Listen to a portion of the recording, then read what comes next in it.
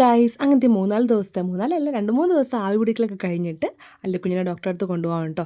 ഒരു 3 ദിവസം കഴിയുമ്പോൾ കറക്റ്റ് വരാണ്ട് പറഞ്ഞു. നമുക്ക് അന്ന് ചെല്ലാൻ പറ്റിയില്ല. അപ്പോൾ ഇന്ന് സമയം കിട്ടിയപ്പോൾ നമ്മൾ ചെല്ലുവാണ്ട്. ഇപ്പോൾ 4 ദിവസമേ ആയിട്ടുള്ളൂ. അങ്ങനെ നമ്മൾ ദേവമാതാ ഹോസ്പിറ്റലിലാട്ടോ പോണത്.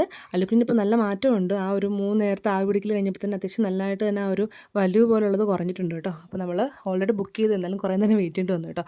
അപ്പോൾ അപ്രത്യക്ഷമായിട്ട് പിള്ളേരുടെ മാമൻ കൂടെ വന്നിട്ടുണ്ട് കേട്ടോ. അപ്പോൾ അവനിവിടെ ഡോക്ടറെ കാണിക്കുന്നുണ്ട്. അവനിവിടുത്തെ ഗ്യാസ്ട്രോയിനൊന്നും അവൻ കാണുന്നുണ്ടായിരുന്നു. അപ്പോൾ അവനൊന്ന് കാണേണ്ട ദിവസമാണ്. അങ്ങനെ അവനും വന്നു. പിന്നെ മാമനെ കിട്ടിയപ്പോൾ ഫുൾ 2 പേരും പിന്നെ മാമൻ്റെ പുറകെയായിരുന്നു കേട്ടോ. അല്ലെങ്കിൽ വെച്ചിട്ട് പിന്നെ എവിടെ ഇരുന്നാലും അടങ്ങിയിരിക്കില്ല. അങ്ങനെ ഞങ്ങൾ ഒരു 1/4 മണിക്കൂറും ഡോക്ടറെ കണ്ടൊക്കെ ഇറങ്ങിയിട്ടുണ്ട് കേട്ടോ. ഡോക്ടർ പറഞ്ഞത് ഇപ്പോൾ നന്നായിട്ട് കുറഞ്ഞിട്ടുണ്ട്. പക്ഷേ ഈ ഒരു നെബുലൈസേഷൻ ചെയ്യുന്നത് പെട്ടെന്ന് അങ്ങനെ നിർത്താൻ പാടില്ല. 2 ദിവസം കൂടെ കണ്ടിന്യൂ ചെയ്യണമെന്ന് പറഞ്ഞു. അങ്ങനെ 2 ദിവസം കൂടി ചെയ്യാനുള്ള മരുന്നൊക്കെ നമ്മൾ എഴുതി വാങ്ങിച്ചിട്ടാണ് പോകുന്നത് കേട്ടോ. അപ്പോഴേക്കും അവൻ്റെ ഡോക്ടറൊക്കെ കണ്ട് മരുന്നൊക്കെ വാങ്ങിച്ച് കഴിഞ്ഞു. അപ്പോൾ ഏട്ടയാണെങ്കിൽ ഇന്നും കൂടെ ഒന്ന് നമുക്ക് ആവി പിടിച്ചേക്കാന്ന് പറഞ്ഞിട്ട് നമ്മൾ ആ ഒരു പിടിക്കുന്ന മാസ്ക് എടുക്കാൻ വിട്ടുപോയായിരുന്നു കേട്ടോ. അപ്പോൾ ഏട്ടയെ വീട്ടിൽ പോയിട്ട് എടുക്കാൻ പോയതാട്ടോ. ആ ഗ്യാപ്പിൽ തെച്ചിട്ട് എല്ലുകുഞ്ഞ് ഭയങ്കര കളിയായിരുന്നു. അപ്പോൾ ഞാനാണെങ്കിൽ ഒന്ന് അടങ്ങി നിൽക്കാൻ പറഞ്ഞപ്പോൾ അടങ്ങി നിൽക്കുന്ന സീനാണ് നിങ്ങൾ കാണുന്നത് കേട്ടോ. കഴിഞ്ഞ് നമ്മൾ ആവിയൊക്കെ പിടിച്ച് ഇറങ്ങി. പിന്നെ പോകുന്ന വഴിക്ക് നമ്മൾ മറ്റേ ഓണത്തിനൊക്കെ ഒരു മറ്റേ ജൈൻറ്റ് വീല് കാര്യങ്ങളൊക്കെ വരുന്നൊരു ഗ്രൗണ്ട് നമുക്ക് കൊണ്ടുപോയിട്ട് ഇവിടെ കൂത്താട്ടുള്ളത്. അത് എല്ലാ വർഷവും ഓണത്തിനൊക്കെ അവർ കൊണ്ടുവെക്കാറുണ്ട്. അപ്പോൾ ഇത്തവണ തെച്ചിട്ട് എല്ലുകുഞ്ഞ് ആദ്യമായിട്ടാണ് കാണുന്നത്. ജനലിലൊന്നും കയറത്തില്ല.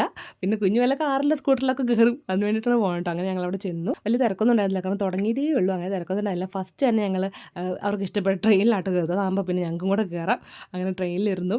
എനിക്കൊണ്ട് ഒരാൾക്ക് 60-50 അങ്ങനെ രൂപയാണ്. പിള്ളേർക്കില്ല. 5 വയസ്സിൽ താഴെ ഇല്ല. അപ്പോൾ ഞങ്ങൾക്ക് മാത്രമേ എടുത്തുള്ളൂ.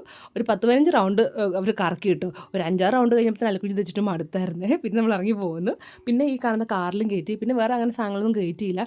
അവിടെ ചാടി കളിക്കുന്ന സംഭവത്തിൽ കയറ്റി. അത് മാത്രമേ കയറ്റി കേട്ടോ. കാര്യം അല്ലിക്കുഞ്ഞ് അങ്ങ് ഓക്കെ വരുന്നേ ഉള്ളൂ. അധികം തുള്ളിപ്പിക്കേണ്ടെന്ന് വിചാരിച്ചു. പിന്നെ ഇത് കണ്ടപ്പോൾ അങ്ങ് കയറ്റാണ്ട് പോകണമെങ്കിൽ അതിൻ്റെ ഫ്രണ്ടിൽ കൂടി പാസ് ചെയ്ത് പോകണത്. അപ്പോൾ കയറ്റാണ്ട് പോകണ്ടെന്ന് ഓർത്ത് നമ്മൾ കയറിയതാണ് കേട്ടോ. കാറിലും കൂടെ കയറിക്കണ്ട്. പിന്നെ നമ്മൾ ഇതായിട്ട് ജയൻറ്റ് വീല് നല്ല ഭംഗിയായിട്ട് നേരിട്ട് കാണാനായിട്ട്. പിന്നെ നമ്മൾ നേരെ കളിപ്പാട്ട കടയിലോട്ട് കയറി. അത് പിന്നെ എവിടെ ചെന്നാലും കളിപ്പാട്ടം വാങ്ങിക്കേണ്ടി വിടത്തില്ല. അങ്ങനെ ബലൂണ് കാര്യങ്ങൾ ചുട്ടിക്കുള്ള കളിപ്പാട്ടം അല്ലിക്കുഞ്ഞിൻ്റെ കാറിൽ ട്രെയിനാണ്. ട്രെയിനൊക്കെ വാങ്ങിച്ചു. എല്ലാം വാങ്ങിച്ച് സെറ്റാക്കി. ഞാനാണെങ്കിൽ 5 ക്ലിപ്പൊക്കെ എടുത്തു.